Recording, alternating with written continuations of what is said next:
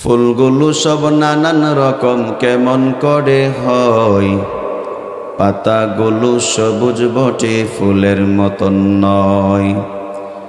দুধ কেন এত সাদা, মরিচ কেন জাল, আমগুলো সব পাকলে পড়ে কেমনে হয় তা লাল। আমরা সবাই বাস করি ভাই এই দুনিয়ার রঙে, হাতের রেখা আর চেহারা মিলে না কারো সঙ্গে। কথা বলেন। আর মিলে না কথার ধরন, আঙ্গুলের টিপ। মহান আল্লাহ একজন আছেন, প্রমাণ হলো ঠিক। জোরে বলেন ঠিক কি না? আসমান জমিন চাঁদ সূরজ সবকিছু আল্লাহ তাআলা আমাদের জন্য বানিয়েছেন, আর আমাদেরকে একমাত্র আল্লাহ আখিরাতের জন্য বানিয়েছে। সূর্য দিনের বেলা আমাদের খেদমত করে, চন্দ্র রাতের বেলা আমাদের সেবার মধ্যে মগ্ন। এলাকার মুসলমান ভাই, নক্ষত্ররাজি আমাদের বিভিন্ন ধরনের খেদমতের মধ্যে তারা নিয়োজিত আছে, অথচ যদিও আমরা এগুলো বুঝি না। আগেকার মানুষরা নক্ষত্র দেখে দেখে তারা রাস্তা চিনত, এলাকা চিনত। আল্লাহ পাক বলেন, এগুলো তোমাদের জন্য আমি আল্লাহ বানিয়েছি। 7 দিন সূর্য না থাকলে বুঝবেন এলাকার অবস্থা কেমন হয়ে যায়। এই জন্য আল্লাহ পাক রব্বুল আলামিন বলেন, বান্দা সব কিছু তোমাদের জন্য আমি আল্লাহ তৈরি করলাম, তোমাদেরকে একমাত্র আমি আল্লাহ একমাত্র আখিরাতের জন্য বানিয়েছি। এবার আল্লাহ পাক রব্বুল আলামিন সূরাতুল আহজাবের 71 নম্বর আয়াতের মধ্যে বলেন, ওয়ামাই ইউতিইল্লাহা ওয়ার রাসূলা ফাকাদ ফাযা ফাওজান আযীমা। আল্লাহ বলেন, শুধু আমি আল্লাহর হুকুমগুলো মানবা, আমার পাশাপাশি আমার রাসূলের সমস্ত সুন্নাহগুলোকে অনুগত করবা, তাহলে আমি আল্লাহ পাক রব্বুল আলামিন তোমাদেরকে যেই পরিচয় দিতে চাই, তোমরা যদি আমি আল্লাহর হুকুমগুলো মানো, আমার রাসূলের সুন্নাহগুলোকে যদি তোমরা মানো, তাহলে আমি আল্লাহর ঘোষণা হলো ফাকাদ ফাযা ফাওজান আযীমা। আমি আল্লাহ আমার তরফ থেকে তোমাদেরকে চূড়ান্ত সফল বান্দা বলে আমি আল্লাহ পরিচয় দিয়ে দিলাম। আমাদের দৃষ্টিতে একজন ব্যক্তি যদি 10 তলা বিল্ডিংয়ের মালিক হয়, তার যদি 8-10টা সন্তান ভালো অবস্থানে থাকে, তাকে আমরা মনে করি সে একজন সফল ব্যক্তি, সফল মানুষ। অথবা তার জনপ্রিয়তা যদি আকাশচুম্বী হয়ে যায়, দেশে বিদেশে তার যদি সুনাম থাকে, আমরা তাকে সফল ব্যক্তি বলে চিনি এবং বুঝি। কিন্তু আল্লাহর আদালতে, আল্লাহর দৃষ্টিতে সফল ব্যক্তি হলো একমাত্র তারা যারা আল্লাহর হুকুম রাসূলের সুন্নাহগুলোকে যথাযথ পালন করেছে, তারাই। এবার আমি আপনাদের সম্মুখে, যেহেতু যুবক ভাইয়েরা মাহফিলে আয়োজন করেছেন, আমি সংক্ষিপ্ত আকারে স্বল্প সময়ের ভিতরে রাসূলুল্লাহ সাল্লাল্লাহু আলাইহি ওয়াসাল্লাম একজন যুবককে লক্ষ্য করে 10টা উপদেশ দিয়েছিলেন, নসিহত করেছিলেন। আমিও যুবকদেরকে 10টা উপদেশ, সেই উপদেশগুলো শুধু শুনিয়ে দিতে চাই। রাসূল একজন বিখ্যাত সাহাবী ছিলেন, তার নাম হলো মুআয ইবনে জাবাল রাদিয়াল্লাহু তাআলা আনহু। তিনার বয়স যখন 27 থেকে 28 বছর, আমার আল্লাহর নবী মুআয ইবনে জাবালকে লক্ষ্য করে তিনি এই 10টা নসিহত করেছিলেন। মুআয ইবনে জাবাল ছিলেন ইসলামের ইতিহাসে সবচেয়ে বেশি হালাল হারামের জানতা। তিনি হালাল হারাম সবচেয়ে বেশি জানতেন। আমার আল্লাহর নবী সাল্লাল্লাহু আলাইহি ওয়াসাল্লাম হাদিসের মধ্যে তিনি ঘোষণা প্রদান করে দিলেন, আ'লামু উম্মতি বিল হালাল ওয়াল হারাম মুআয ইবনে জাবাল। আমার উম্মতের মধ্যে হালাল হারামের ব্যাপারে সবচেয়ে বেশি ভালো জানেন, তার নাম হলো মুআয ইবনে জাবাল রাদিয়াল্লাহু তাআলা আনহু। এমন একজন মুআয ইবনে জাবাল রাদিয়াল্লাহু আনহুকে একদিন আল্লাহর নবীর কাছে ডেকে বললেন, মুআয ইবনে জাবাল, আমি তোমাকে 10টা নসিহত করতে চাই। এর মধ্যে 1 নম্বর নসিহতের নাম হলো আখলিস দীনাকা ইয়াকফিকাল আমালুল কলিল। 1 নম্বর নসিহত হলো, এ মুআয ইবনে জাবাল, দুনিয়াতে যা কিছু করবা, খাঁটি দিলে ইখলাসের সাথে, একনিষ্ঠতার সাথে তুমি সেই নেক আমলগুলো তুমি করে যাইবা। নিয়ত ভালো হতে হবে, নামাজ পড়েন নিয়ত ভালো হতে হবে, রোজা রাখেন নিয়তগুলো ভালো হতে হবে, দান করলেও নিয়ত ভালো হতে হবে, হজ করলেও নিয়ত ভালো হতে হবে, মানুষের উপকার করলেও নিয়ত ভালো হতে হবে। কথা বলেন ঠিক কি না? নিয়ত যদি বান্দার ভালো না হয়, পাহাড় সম পরিমাণ নেক আমল করলেও এর যাররা পরিমাণ কোনো সওয়াব পাওয়া যাবে না। এই জন্য মুআজ ইবনে জাবালকে 1 নম্বর আল্লাহ নবী ডেকে বললেন, মুআজ ইবনে জাবাল, নিয়তকে 1 নম্বর তুমি খাঁটি করে নাও। নিয়ত খালেস থাকলে তুমি অল্প আমলের মধ্য দিয়ে আমার আল্লাহর তরফ থেকে তুমি সহজে নাজাত প্রাপ্ত হয়ে যাবে। 2 নম্বর নবীজি বললেন, আকিমিস সলাতা ফি ওয়াক্তিহা, যথা সময় তুমি নামাজ পড়তে হবে। নামাজ কখনো কাজা করা যাবে না, ফজর কাজা করা যাবে না, জোহর কখনো কাজা করা যাবে না, আসরও ছাড়া যাবে না, মাগরিবও কখনো নষ্ট করা যাবে না, এশার নামাজকে কখনো পর্যন্ত কাজা করা যাবে না। আল্লাহ নবী ডেকে ডেকে বললেন, মুআজ ইবনে জাবাল, আকিমিস সলাতা ফি ওয়াক্তিহা, যথা সময় নামাজগুলো তোমাকে কায়েম করতে হবে। পরিবার অধীনস্থ যারা আছে এদেরকেও নামাজ পড়ার ব্যাপারে তাকিদ তোমাকে দিতে হবে। 3 নম্বর আমার যে নবীজি সাল্লাল্লাহু আলাইহি সাল্লাম বলেন, মুআজ তাসাদ্দাক বিমালিকা ফি সাবিলিল্লাহ, আল্লাহ রাস্তার মধ্যে তোমাকে খরচ করতে হবে। তোমার মাল যতটুকু পরিমাণ আছে, সাধ্য তোমার যতটুকু কুলায়, সে সাধ্য অনুযায়ী তোমাকে দান করতে হবে। তুমি 3 টাকার মালিক, 3টাকে দান করে দাও, এটা ইসলাম কখনো সমর্থন করে না। কথা বলেন ঠিক কিনা? নবীজির 4 নম্বর নসিহত হচ্ছে, রমজানের রোজা রাখবা, পাশাপাশি নফল রোজাগুলো রাখবা। শাওয়াল মাসের 6টা রোজা তুমি সম্ভব হইলে রাখবা। প্রত্যেক সপ্তাহের মধ্যে তুমি 2টা রোজা রাখবা, সোমবার এবং বৃহস্পতিবার। জিলহজ মাসের প্রথম 9টা রোজা তোমাকে রাখতে হবে যদি সম্ভব হয়। আমার আল্লাহর নবী ডেকে ডেকে বললেন, মুআজ ইবনে জাবাল, নফল রোজাগুলো রাখলে তোমার মধ্যে আস্তে আস্তে তোমার মধ্যে আমার আল্লাহর নৈকট্যশীলতা তোমার মধ্যে হাসিল হয়ে যাবে। 5 নম্বর ওসিয়ত হলো, ও হজ্জাল বাইতাইন ইসতাতা ইলাইহি সাবিলা, তোমার আর্থিক সম্বল যদি থাকে হজ করার মতন হজ করতে হবে, তৌফিক আছে হজ করতে হবে। বয়স কি পরিমাণে এটা দেখার বিষয় না। 6 নম্বর নবীজির ওসিয়ত হচ্ছে মুআজ ইবনে জাবাল, সেটা হচ্ছে ইজতানিবিল হালাল ওয়াল হারাম তাকুন আ'বাদান নাস। হে মুআজ ইবনে জাবাল, তুমি হালাল হারাম থেকে তুমি সবসময় বেঁচে থাকো। ইজতানিবিল হারাম, হারাম থেকে তুমি বেঁচে থাকো। তাকুন আ'বাদান নাস, তাহলে দুনিয়াতে সবচেয়ে বড় ইবাদতকারী হিসেবে আমার আল্লাহ তোমাকে গণনা করবেন। 7 নম্বর ওসিয়ত হলো, ইত্তাবি'is সুন্নাহ তাকুম মিনাল মুমিনিন। হে আমার মুআজ ইবনে জাবাল, আমি নবীর সুন্নাতগুলোকে অনুসরণ করো, তাহলে খাঁটি মুমিন যে সমস্ত ব্যক্তিরা আছে তাদের দলে আমার আল্লাহ তোমার নামটাকে উঠাইয়া দিবে। এতটা মূল্যায়ন সুন্নাতের, যদিও এগুলোকে আমরা কোনো কাজেরই মনে করি না। অনেক সময় সুন্নাতকে আমরা একেবারে অ্যাভয়েড করে চলি, পরিত্যাগ করে চলি, মনে করি এটা সুন্নত, না করলে সমস্যাটা আমার কি। তো 7 নম্বর নবীজির উপদেশ হচ্ছে সুন্নতে অনুসরণ করার জন্য। 8 নম্বর নবীজির উপদেশ হচ্ছে, ওয়া খালিকিন নাস বিখুলুকিন হাসান, সবার সঙ্গে ভালো ব্যবহার করতে হবে। এলাকার বাইরের সঙ্গে ভালো ব্যবহার করতে হবে, মই মুরব্বীর সঙ্গে ভালো ব্যবহার করতে হবে, ছোট যে সমস্ত মানুষের আছে এদের সঙ্গে ভালো ব্যবহার করতে হবে, মা বাবার সঙ্গে ভালো ব্যবহার করতে হবে। দুরাচার কখনো করা যাবে না, বদমেজাজি প্রকাশ করে কখনো কথা বলা যাবে না। 9 নম্বর আমার আল্লাহর নবী বলেন, আকসির মিনাল ইস্তিগফার ফা ইন্নাল্লাহা গফুরুর রহিম। নবীজি আবার 9 নম্বর ওসিয়তের মধ্যে বলেন, মুআজ ইবনে জাবাল, বেশি করে ইস্তিগফার পড়ো, মুখের মধ্যে বেশি করে তুমি আস্তাগফিরুল্লাহ পড়ে নাও। বেশি করে ইস্তিগফার পড়লে আমার আল্লাহর দরবারে তোমার মূল্যায়ন বেড়ে যাবে, দাম বেড়ে যাবে। নবীজি অন্য হাদিসের মধ্যে বলেছেন, মুসলিম শরীফের বর্ণনা হাদিসটুকু এসেছে 4244 নম্বর হাদিস। হাদিসটা বর্ণনা করেছেন হযরত আবু হুরায়রা রাদিয়াল্লাহু তাআলা আনহু।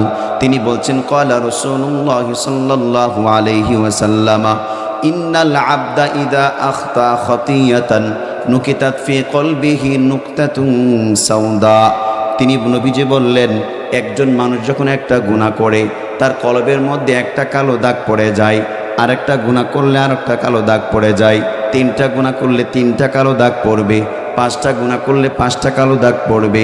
এভাবে যেই বান্দা হাজার হাজার গুনাহ যেই বান্দা করে ফেললো, তার কলবটার মধ্যে কালো দাগদার কালো হয়ে গেছে।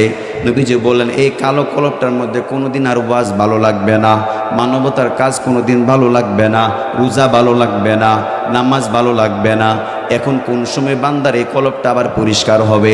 আমার নবীজি বলছেন ফাইদা হুয়া নাজা ওয়াস্তাগফারা ওয়া তাবা সুকিলা কলবুহু।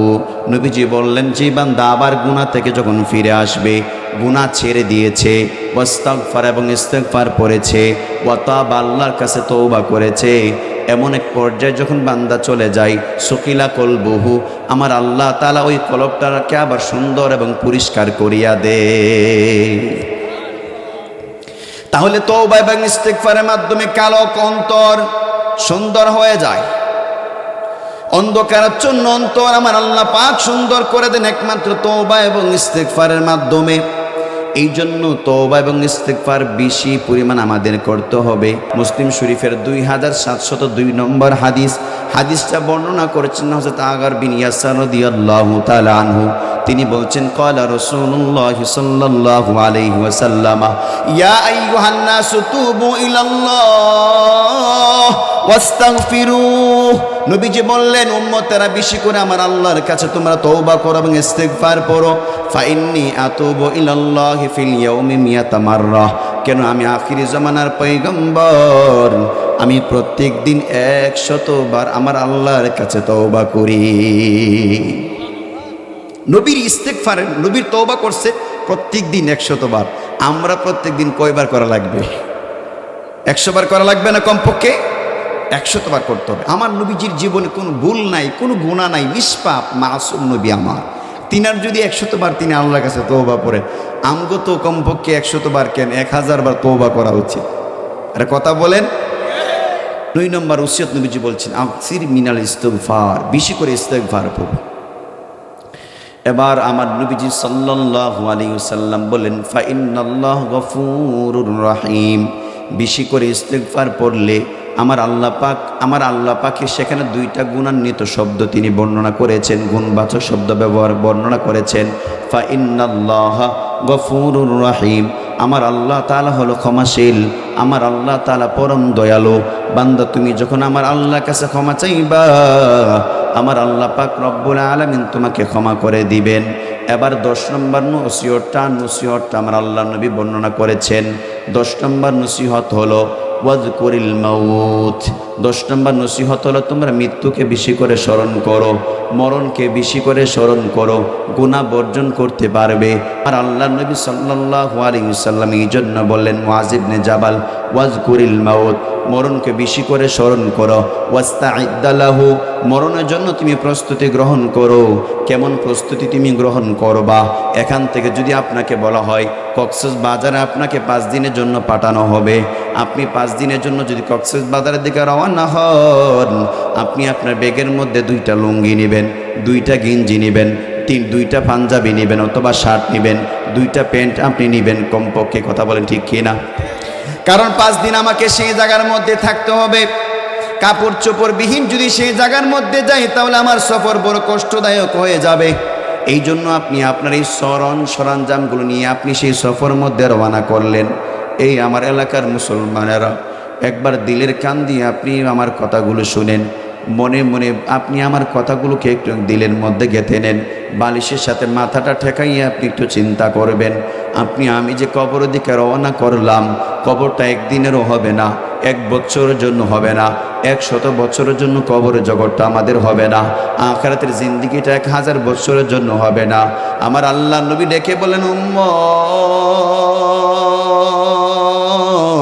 ওই জগতের মধ্যে যখন একটা মানুষ যখন আজকে ইন্তেকাল করলো, ইন্তিকাল করার সাথে সাথে মান মাতা ফাকাদ কামাত লাহুল কিয়ামাত, যেই মানুষটা মারা গেল তার জন্য কিয়ামত যেন সংঘটিত হয়ে গেল।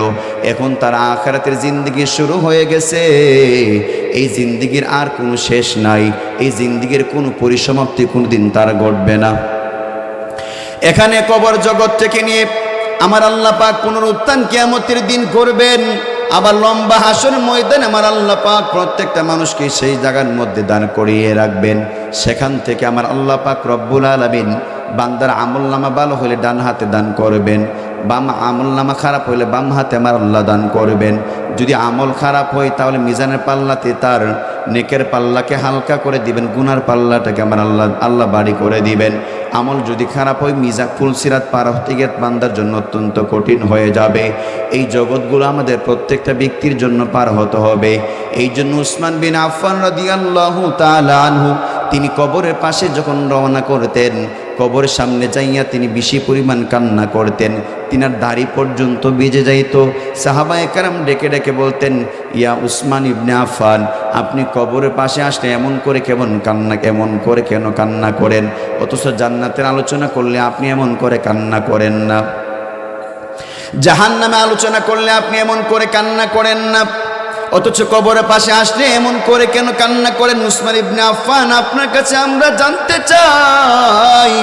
উসমান ইবনে আফফান বলতেন, ইন্নাল কবরা আউয়ালু মানজিলিন মিন মানাজিলিল আখিরাহ, এই কবরটা হলো আখিরাতের সমস্ত মানজিল থেকে প্রথম নম্বর গাঁটি এবং মানজিল। এই গাঁটি যে বান্দার জন্য সহজ হয়ে যাবে, বাকি গাঁটিগুলো তার জন্য সহজ হয়ে যাবে।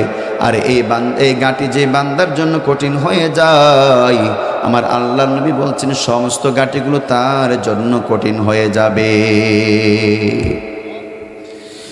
এই জন্য নবীজি বলছেন, ওয়াজকুরিল মাউত, মরণকে স্মরণ করো, ওয়াস্তাইদ্দা লাহু, এবং মৃত্যুর জন্য তুমি প্রস্তুতি পুরোপুরিভাবে গ্রহণ করো। কি নিয়ে? কবর দেশে তুমি রওনা করলা। ঘরের মধ্যে মশা কামড় দিলেই বান্দা মশারি ব্যবহার করে এই বান্দা কবরের দিকে আমি রওনা করলাম। কবরের মধ্যে যে আমার আল্লাহ রাখবেন, এগুলার থেকে বাঁচার জন্য কি আমল গ্রহণ করলাম? সেখানে সাপ বিচ্ছুর ব্যবস্থা করবেন, এগুলোকে থেকে বাঁচার জন্য কি ব্যবহার করলাম? কবরের মধ্যে মাটি কি আমল গ্রহণ করলাম? এটাকে বলে এক ধরনের মুরাকাবা। যে আল্লাহ এমন কি আমি কবর আযাব থেকে আমি বাঁচতে পারবো? যদি আমি কবর আযাব থেকে জন্য সমস্ত গাঁটিগুলো সহ আমার জন্য সমস্ত গাঁটিগুলো কঠিন হয়ে যাবে। কথা বলেন ঠিক কি না? চিন্তা করে দেখো না, কবরে কি যাইবা না, যেই কবরে আল্লাহ সারা বন্ধু কেহ থাকবে না, যেই কবরে আল্লাহ সারা বন্ধু কেহ করে দেখো না। আজান কানে শুনিয়া কেমনে থাকো, আজান কানে শুনিয়া কেমনে থাকো ঘুমাইয়া, নামাজের লাইগা কি তোমার মোটেও মায়া লাগে না,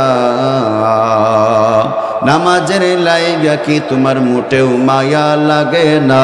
চিন্তা করে দেখো না, কবরে কি যাইবা না, যেই কবরে আল্লাহ সারা বন্ধু কেহ থাকবে না। চিন্তা করে দেখো না, কবরে কি যাইবা না। মৌতু কাসিন কুল্লু নাফসিন শারিবু, কবরু বাইতিন কুল্লু নাসিন দাখিলু হর কে দারাদ, খৌফে হক দরদিল মাদাগম, জান্নাতুল মাওয়া দে ইয়াজফুরা মাকাম। আমার দুনিয়ার ভাইয়েরা, এলাকা